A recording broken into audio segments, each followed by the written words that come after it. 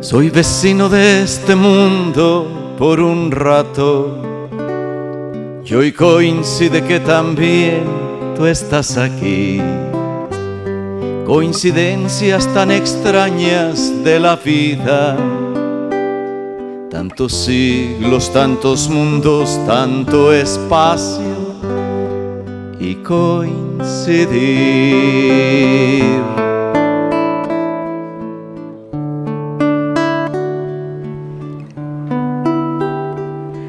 Bueno, pues aquí estamos nuevamente conversando con ustedes, con la presencia de Alberto Escobar y sus inspiradas canciones, a considerar algún tema doctrinal. En esta ocasión, si les parece, vamos a hablar acerca de las fuentes filosóficas, teológicas y doctrinales, las fuentes de la filosofía cristiana, las fuentes del pensamiento, del mensaje de Cristo, las fuentes de la Iglesia Católica.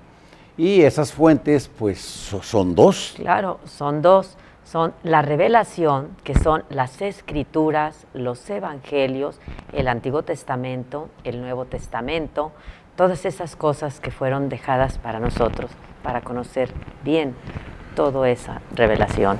Está claro que esa es una superfuente de doctrina, la Biblia. Pues, es evidente, es lógico.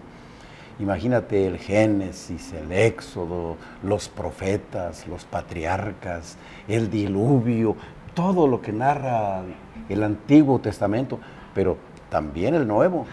Sí, el Nuevo Testamento es la tradición, los hechos de los apóstoles, que es lo que más vamos ahorita a mencionar, porque eso es por fe, porque Cristo no quiso que se escribieran. Son testimonio. Entonces, decíamos que tenemos dos fuentes de revelación.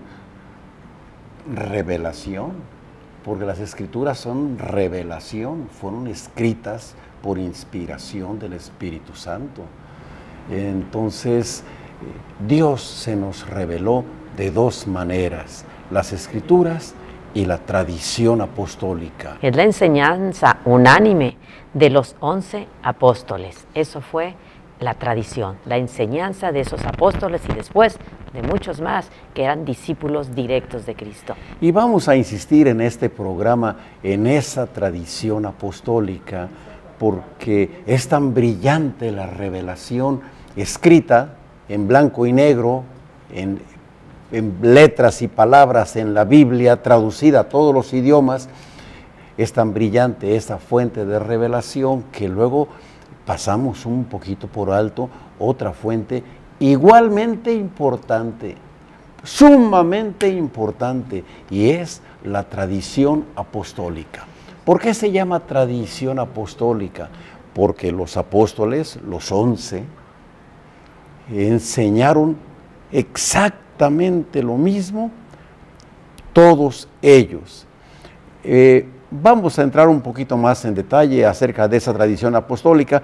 Siempre hablamos de la tradición apostólica en estos tiempos, o siempre hablamos después de Semana Santa. Es cuando vienen los tiempos en las que Dios estuvo presente con los apóstoles. Si les parece, vamos viendo una consideración, una pequeña consideración de tiempos. Si nos hacen el favor de acompañarnos al pizarrón, ¿qué decías? Por sí, es que vamos a considerar eso importante porque tenemos que partir precisamente de la Semana Santa, que está en medio de dos cuaresmas. La primera, el miércoles de ceniza al domingo de Ramos. Esa es la primera cuaresma. Bueno, pues aquí tenemos la Semana Santa en medio de dos cuaresmas. Bueno, a esta le llamamos cuaresma, a esta no le llamamos cuaresma, pero si cuaresma viene de 40, es otro periodo de 40 días. Hoy vamos a hablar de esta segunda cuaresma. Esta primera cuaresma la conocemos perfectamente bien. ¿Recuerdan? Comenzamos con el miércoles de ceniza y luego 40 días hasta el domingo de Ramos. Y después del Domingo de Ramos viene la Semana Santa, que va de domingo a domingo, que va del Domingo de Ramos al Domingo de Resurrección, la Semana Santa. Aquí resucita nuestro Señor. Y después de resucitado pasan 40 días. ¿Y aquí qué es? El jueves de Ascensión. En estos 40 días, Cristo, muerto, sepultado, resucitado, se le aparece a los discípulos y convive con ellos durante 40 días y les enseña solamente a los apóstoles, solamente. En esta ocasión ya no hay multitudes, ya no hay más discípulos, ya no hay apariciones públicas del Señor, sino que el Señor, recuerdan ustedes que aquí, en esta fecha, el Domingo de Resurrección, se les aparece y les dice que los va a preceder a la Galilea. En este Domingo de Resurrección se le aparece a 3 mujeres, a María Magdalena, a María la de Salomé y a una tercera María. Y a las 3 Marías se les aparece, lo adoran y les dice, vayan con Pedro y los demás. Y les dicen que me adelanto a Galilea, que los precedo a Galilea, que allá los espero, que se vayan a Galilea porque allá tengo que hablar con ellos. Y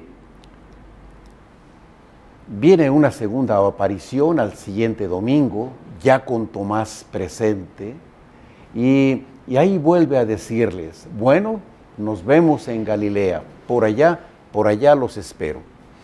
Y sí, la misión de nuestro Señor realmente fue eso, estarse apareciendo a los apóstoles para irles enseñando la doctrina, todas las enseñanzas de la vida de Jesucristo. Nuestra nueva doctrina fue precisamente esos 40 días dedicados exclusivamente a estar cerca e íntimamente con los apóstoles, así como la doctrina, como los sacramentos, convencerlos, enseñarlos.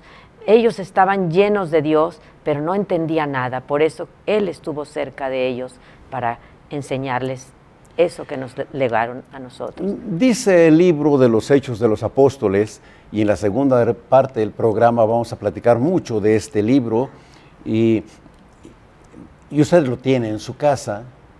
Después de los 4 evangelios sigue el libro de los Hechos de los Apóstoles. Dice este libro que Jesús se les aparece a los apóstoles 40 días, solito con ellos, un retiro espiritual, una convivencia, una plática con Jesús que duró 40 días.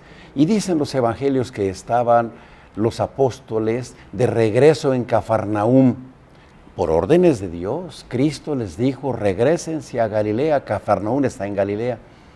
Y que una mañana Pedro dijo, voy a pescar. Claro, ¿qué más podía hacer Pedro? Pues era pescador. Voy a pescar. Y entonces salió a pescar. Y Pedro estuvo pescando toda la noche y no pescó nada. No iba solo, los demás dijeron, vamos contigo. Y acompañaron a Pedro, todos eran pescadores, y no pescaron nada en la noche. Por la mañana, un hombre que no reconocían, era Jesús, les grita desde la playa, muchachos, ¿tienen algo que desayunar? No, fíjate que hemos trabajado toda la noche y no hemos pescado nada. Y aquel hombre les dijo, tiren la red del lado derecho. Y ni así entendían. Tiran la red del lado derecho y viene la segunda pesca milagrosa. Cuando San Juan ve la pesca milagrosa, dice, es el Señor. Y San Pedro intempestivamente se echa al agua y se va nadando para llegar con el Señor. Y efectivamente encuentra al Señor en la playa, que ya tenía prendida una fogata. Fíjate nomás cuánto tuvo que pasar hasta que vieron la pesca milagrosa, lo reconocieron. ¿Cuántas veces nos pasa lo mismo? Nos suceden cosas importantísimas en la vida y no reconocemos que nuestro Señor está con nosotros, siguiéndonos, dándonos la guía, la manera de llevar la vida adelante si tenemos a nuestro Señor adentro. La pesca milagrosa fue reconocer a nuestro Señor que estaba ahí, enfrente de ellos. Todo comenzó 3 años antes con una pesca milagrosa y se repitió la escena y volvió otra vez la pesca milagrosa y a partir de entonces los apóstoles estuvieron 40 días disfrutando de la compañía del Señor. Ya sabían que era Dios, ya les había soplado en las narices el domingo de resurrección para decirles reciban el Espíritu Santo. Y entonces se fueron a algún lugar apartado, donde no había gente, donde no había multitudes, donde no había otros discípulos, y solito Jesús allí estaría, por supuesto que asistido por la Virgen María y por las santas mujeres que siempre los acompañaban y los asistían. Y allí les enseñó muchas cosas que después los apóstoles transmitieron de la misma manera. Hubo un momento en que los apóstoles se dispersaron por todas partes, no se volvieron a ver, y en el año 43 se dispersa, en el 44. En el 43 muere Santiago, decapitado por Herodes, y en el 44 prenden a San Pedro. Entonces, seguramente que en ese momento la Virgen dijo, corremos peligro en Jerusalén, vámonos a otro lado. Y en el 44 se fueron de Jerusalén para no volver jamás. Y no se volvieron a ver. Unos se fueron para Roma, otros para Grecia, otros para Egipto, otros para Etiopía. Cada quien se fue por su rumbo. Sin embargo, lejos, incomunicados, todos enseñaron lo mismo. Los 7 sacramentos que nos dejaron, los enseñaron los 7. Por eso la Iglesia conoce esa doctrina como la tradición apostólica. Tal vez quiso dejar eso como una prueba de nuestra fe, porque Él pidió que nada se escribiera. Hay gente que no quiere creer porque a lo mejor nos falta la fe. Nuestro Señor dispuso que así fuera y los empapó de su sabiduría y todo para dejarnos eso. Está en nosotros creer o no creer, está en nosotros vivir o morir. Hay gente que no cree, porque misteriosamente, curiosamente, nadie sabe por qué los apóstoles no escribieron nada de lo que pasó en aquellos 40 días. Escribieron de todo lo demás, pero de lo que pasó en aquella cuaresma no dijeron nada. Eran indicaciones concretas del Señor, que nada se escribiera, solamente que entendieran todo lo que Él les estaba enseñando. Tal vez el Señor lo hizo para dejar la puerta abierta, para que el que quiera creer, que crea. Y el que no quiera creer tiene la salida muy facilita. Pues no está escrito, a ver dónde dice. ¿Y qué cosas son las que no están escritas? Los detalles de los 7 sacramentos, principalísimamente la Santa Misa. ¿Cómo celebrar la Santa Misa? Pan ácimo, vino de uva, unas gotitas de agua, las palabras de la transubstanciación y toda la doctrina sobre la Sagrada Eucaristía, que es el centro y raíz de nuestra religión, no están escritas en ninguna parte. Y es el milagro más grande que ha hecho nuestro Señor. Esa transubstanciación es que un pedacito de pan sea su cuerpo, su sangre, su alma y su divinidad. Y así lo quiso nuestro Señor. Que un pedacito de pan se convierta en un hombre y que ese hombre sea Dios. Y así como la Sagrada Eucaristía, cada uno de los sacramentos, la confesión personal, auricular, secreta, el sigilo sacramental, la manera de bautizar, los detalles de los 7 sacramentos fueron enseñados unánimemente por todos los apóstoles, los 11 que quedaban, y por eso la Iglesia los conoce como la tradición apostólica.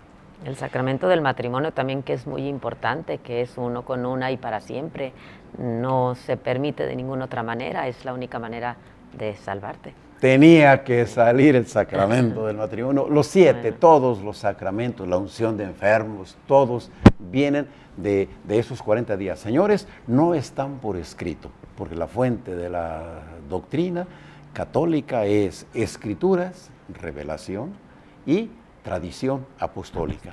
Bueno, pues hoy estamos de lujo porque Alberto está con nosotros como en los buenos tiempos. Ya comenzó a rascarle a su guitarra y vamos a deleitarnos con su inspiración.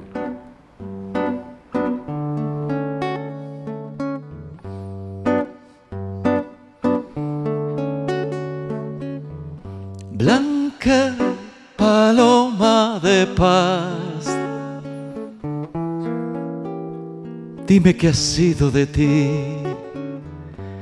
Por más que busco tu faz, no sé de ti.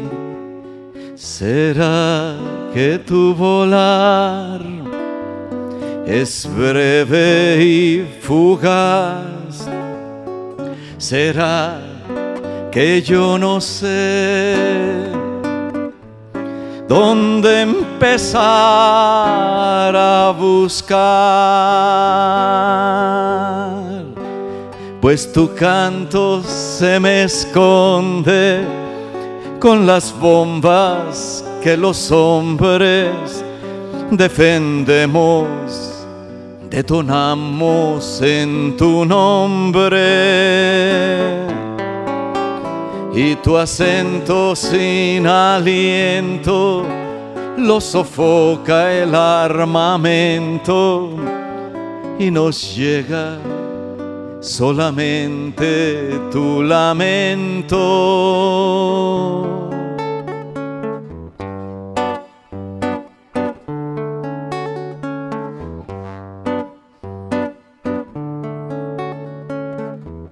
Dulce paloma torcaz, ¿cómo sabremos de ti si tú nos brindas la paz? Di en dónde estás. La noche sigue al día, al invierno la primavera. Así a la guerra sé que habrá de seguirle la paz. Cuando el hombre ya cansado se descubra como hermano de quien pueda todavía dar la mano. Será entonces, no te asombres si no ha habido un hecatombe, que brindemos por el triunfo de los hombres.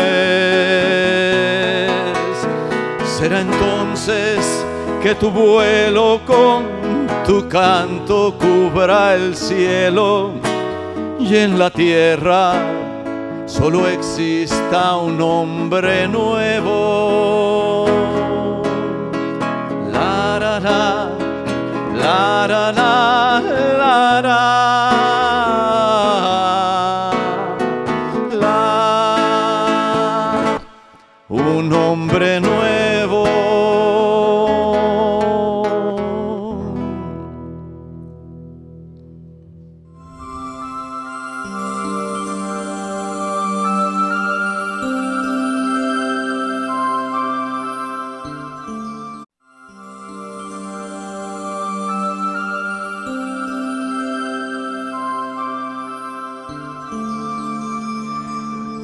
Esta canción con la que cerramos el primer bloque, esta Blanca Paloma de la Paz, fue un bello regalo de Alberto Escobar para su santidad Juan Pablo II, cuando estuvo en México, en San Juan de los Lagos. Pues tuvo un grupo de artistas, por supuesto ahí estaba Alberto, y entonces le escribe esta bella canción de Blanca Paloma de la Paz. Bueno, pues estamos hablando de cosas que pasaron hace 2000 años. Hay una pregunta al aire. Sí, la pregunta es de cuándo comienza la primera cuaresma y cuándo la segunda. La primera cuaresma comienza el miércoles de ceniza y termina exactamente el domingo de Ramos. Y la segunda de la resurrección de nuestro Señor, que es el sábado en la noche, la resurrección, hasta el jueves de ascensión, son otros 40 días. Esos abarcan las cuarentenas. Para no sembrar confusión, a la primera se le llama cuaresma, a la segunda son 40 días, cuarentena o como quiera llamarle.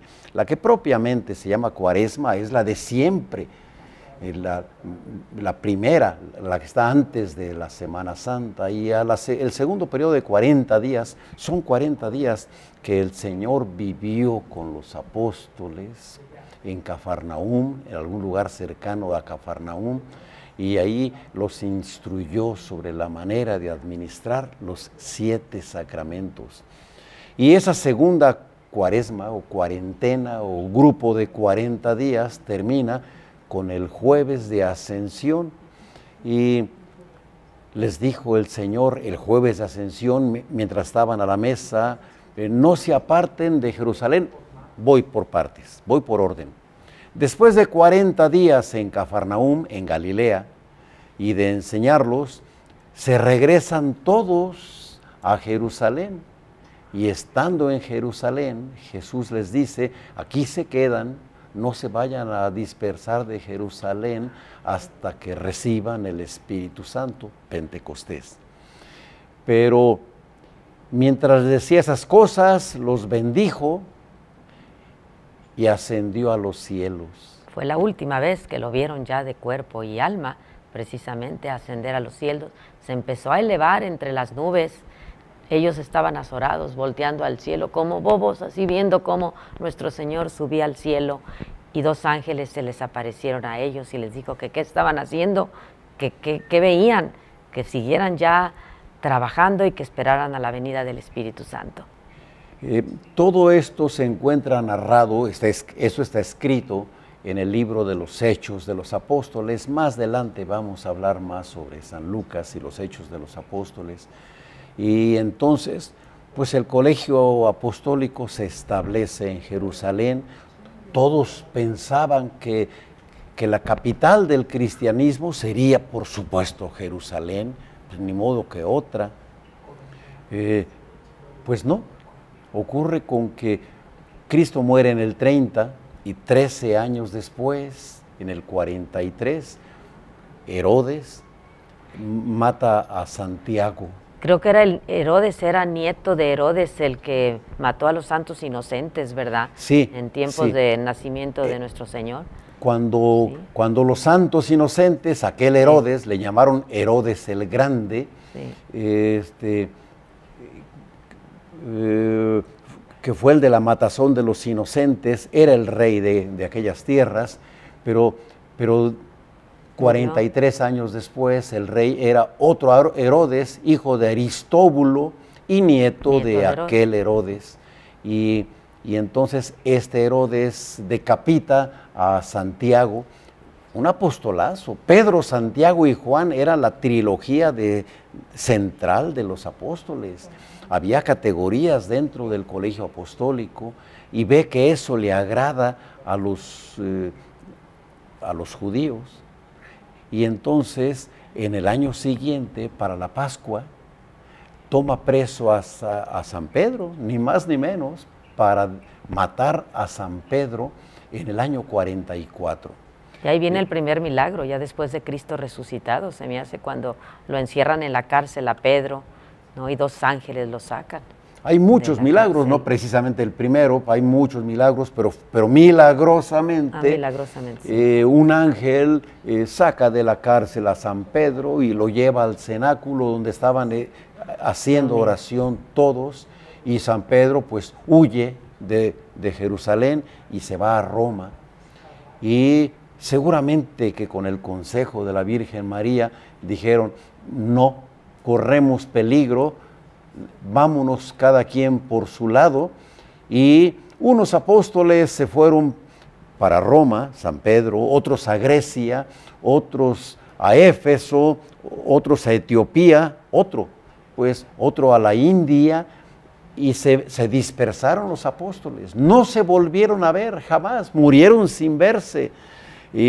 Pero predicando la misma doctrina, cada uno a dónde iba. Esa unanimidad en la doctrina de los apóstoles fue escrita después. Eso es lo que se llama tradición apostólica. Los 7 sacramentos vienen de allí.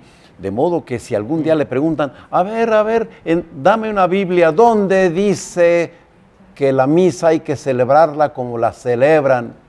En ninguna parte. ¿Dónde dice que la confirmación o que la confesión? En ninguna parte, porque Cristo quiso dejar esto abierto, ¿verdad? Verbal, tradicionalmente.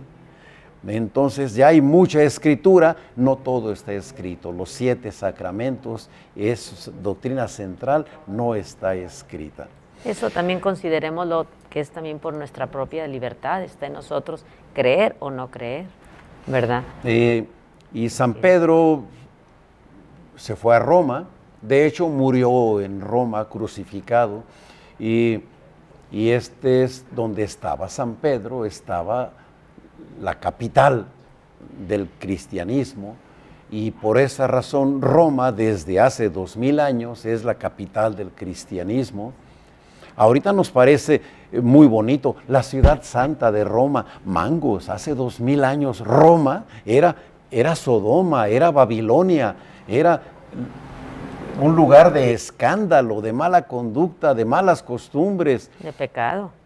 Era la capital del pecado. Dios quiso que allí, en la capital del pecado, se estableciera el cristianismo y que floreciera en Roma. La capital del mundo sigue siendo Jerusalén, pero donde está el Papa, donde está Pedro, allí es como un panal. Donde está la reina están las abejas, donde está Pedro estamos todos los demás. Y todo esto quedó escrito en un libro maravilloso llamado Los Hechos de los Apóstoles. Usted tiene una copia de este libro en su casa. Después de los Evangelios, el siguiente libro es Los Hechos de los Apóstoles. Otra cosa impresionante fue que también a Juan, otro de los apóstoles, lo condenaron a morir en un aceite hirviendo, cosa que ni siquiera se calentó. O sea, fue ese milagro que se salvó, y después él ya se fue para Jerusalén, se me hace, ¿verdad, Juan? Y murió por ancianidad. Fue el que estuvo al lado de la Virgen, Juan. San Juan, el más joven de los apóstoles, murió mártir, pero no murió, porque en su martirio lo meten al aceite hirviendo y no le pasa nada. Y entonces los romanos lo mandan a la isla de Patmos. Ahí tenían las salinas y las minas del Imperio Romano, y lo metieron a trabajos forzados desterrado. Ahí en Patmos escribe el Apocalipsis. Antes de eso, San Juan, este mismo Juan del Apocalipsis, San Juan apóstol, llega a la ciudad de Éfeso, pero no llega solo, llega con la Virgen María, porque desde el Gólgota Jesús le dijo, ahí tienes a tu madre. Entonces San Juan cuidaba a la Virgen María. Yo creo que al revés. María lo cuidaba. Más, quién sabe quién cuidaba a quién. Pero María y Juan vivieron juntos hasta que María ascendió a los cielos. Y vivían en Éfeso. Y en Éfeso está la casa, se conserva la casa aquella donde vivía la Virgen María. En esa casa encantadora estaba la Virgen María, San Juan apóstol, cariñosísimo, tiernísimo, y muchos discípulos, muchos que se juntaban en esa casa a escuchar la doctrina, las enseñanzas de San Juan y de la Virgen María. Imagínate qué bello lugar. Seguro que la Virgen tenía cafecito, tecito, bocadillos, tenía para todos, y era una madre.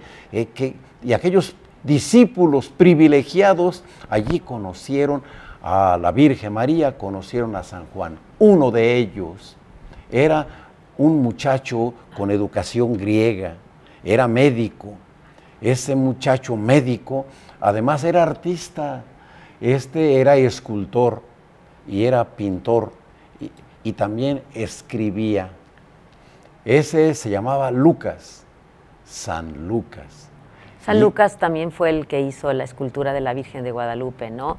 La primera que fue en España. La escultura de la Virgen de Guadalupe, en España, tallada en madera, dice en antigua tradición, que la talló San Lucas. Que conoció a la Virgen, entonces fue algo, Claro. una obra maravillosa, claro. En aquella casa de Éfeso, San Lucas un buen día le dijo a la Virgen, yo soy pintor de santos y alcobas, y la Virgen posó y pintó San Lucas la imagen de la Virgen del Perpetuo Socorro.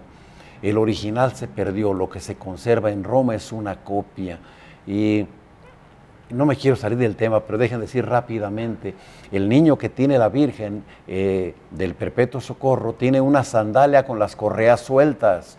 Y dice la tradición que la Virgen le dijo a Lucas, ¿cómo era su niño? Se lo describió como un retrato hablado y le dijo, píntale una sandalia suelta. Ay, no, señora, muy amarraditas. No, ponle una sandalia suelta.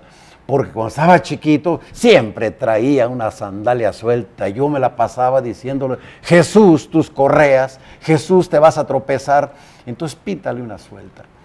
Entonces ese Lucas que talla a la Virgen de Guadalupe, la española, y que pinta a la Virgen del Perpetuo Socorro, también escribe 2 libros, el Evangelio según San Lucas y el libro de los Hechos de los Apóstoles.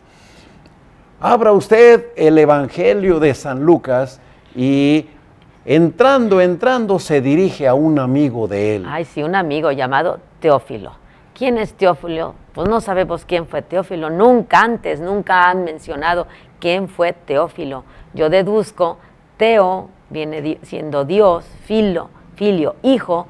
Pues yo creo que todos somos Teófilos, hijos de Dios. Yo creo, no hemos sabido nunca nada antes de él, ¿verdad?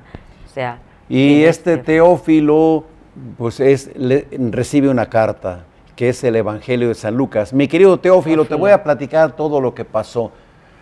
Y platica a San Lucas lo que le contaba la Virgen y lo que le contaba San Juan. Por eso San Lucas recoge cosas que solamente la Virgen sabía, cosas de la infancia del niño, de los santos inocentes, de la huida a Egipto, de la presentación del niño en el templo, de cuando se le pierde el niño. Y por eso San Lucas dice, y María guardaba todo eso en su corazón. Y después ese mismo Lucas, San Lucas, escribe un segundo libro, Los Hechos de los Apóstoles. Compare el principio de los Hechos de los Apóstoles con el principio del Evangelio.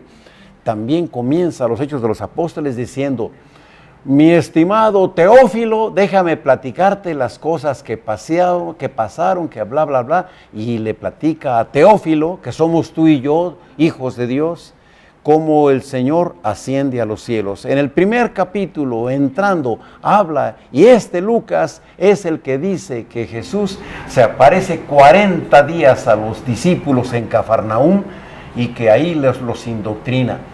La doctrina de la iglesia, la fuente gorda de la iglesia, la tradición apostólica está mencionada en el libro de los Hechos de los Apóstoles y San Lucas se la platica a Teofilito, que somos tú y yo. Vamos siendo Teófilos, somos hijos de Dios y la nueva doctrina de Dios es amarse los unos a los otros como Dios nos ha amado. Hay que ser Teófilos y seguir esa enseñanza de Cristo. Qué sencillez, qué hermosura, qué delicadeza de Dios para instruirnos a nosotros como a sus hijos pequeños. Es asombroso, es admirable. Por eso yo me asombro y me vuelvo a asombrar y todavía me asombro y me vuelvo a asombrar. También deja ser Alberto. Cuando escucho a Alberto declamar que todavía se asombra. Alberto Escobar.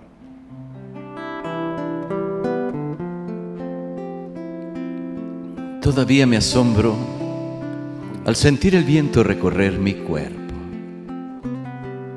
y entre sus caricias descubrir tu aliento. Todavía me asombro al mirar las flores y entre sus colores rescatar el brillo de tus ojos claros. Todavía me asombro al oír el canto que me traen las aves y entre canto y canto escuchar tu acento. Todavía me asombro al caer la tarde y observar el cielo, que con su paleta pinta tu silueta. Todavía me asombro al besar tu piel, tan llena de vida, y sentir tus manos recorrer mi cuerpo. Todavía me asombro al sentirme vivo y saber que existes para mi fortuna en mi espacio y tiempo.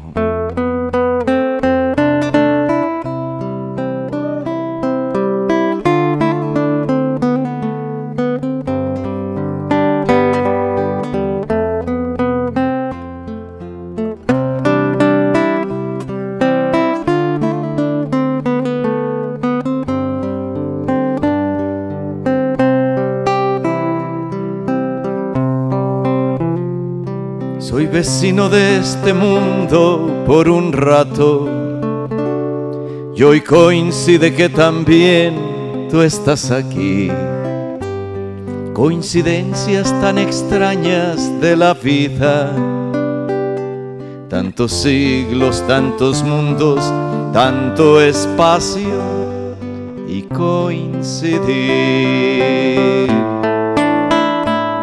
Si navego con la mente el universo, o si quiero a mis ancestros retornar, agobiado me detengo y no imagino tantos siglos, tantos mundos, tanto espacio y coincidir.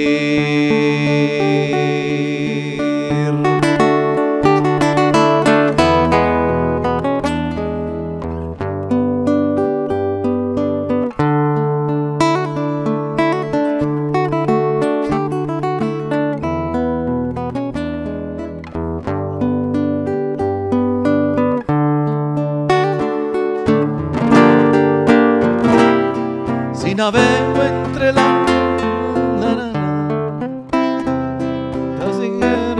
que empieza a florecer, la sostengo entre las manos, más me alarma.